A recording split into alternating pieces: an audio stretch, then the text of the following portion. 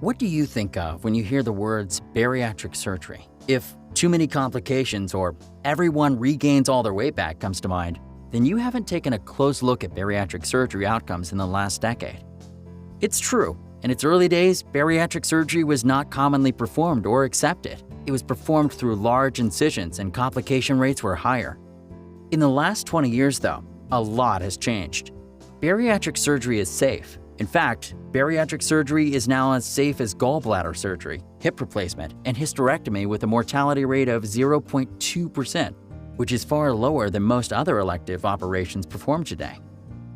Speaking of mortality, we also know that people with obesity have a shorter lifespan than people who are not obese. A middle-aged man with a BMI of 40 is expected to die 7 years earlier than someone who is normal weight. If your BMI is 55, your life will likely be 14 years shorter.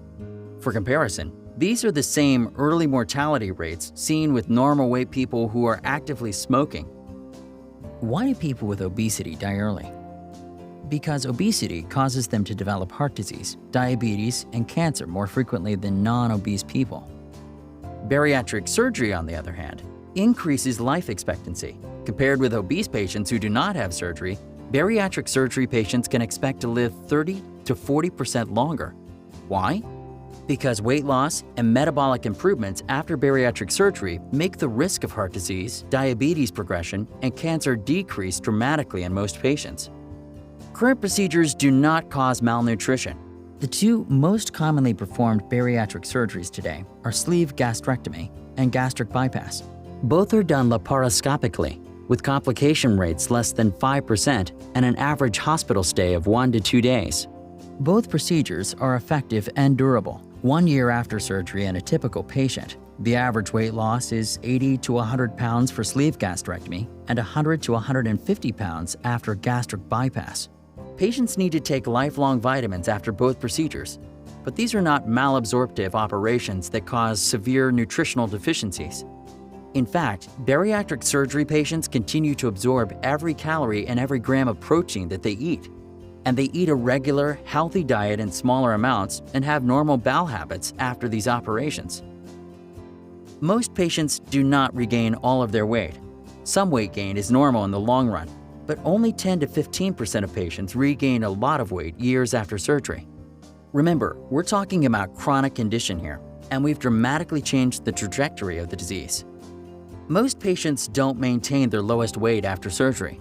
Their body adjusts to a new set point above that, and over time, a few pounds will come back on. Again, it's normal. Even with some weight gain, patients enjoy a better quality of life, fewer medical problems, and way less than if they hadn't had the surgery. Bariatric surgery should not be a last resort.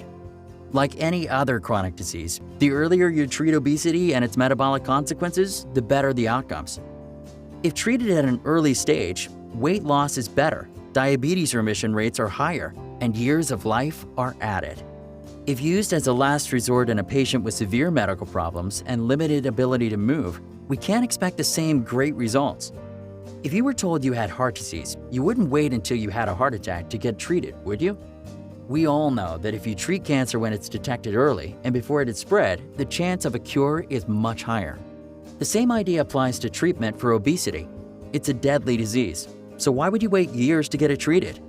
Safe, effective, durable, life-saving.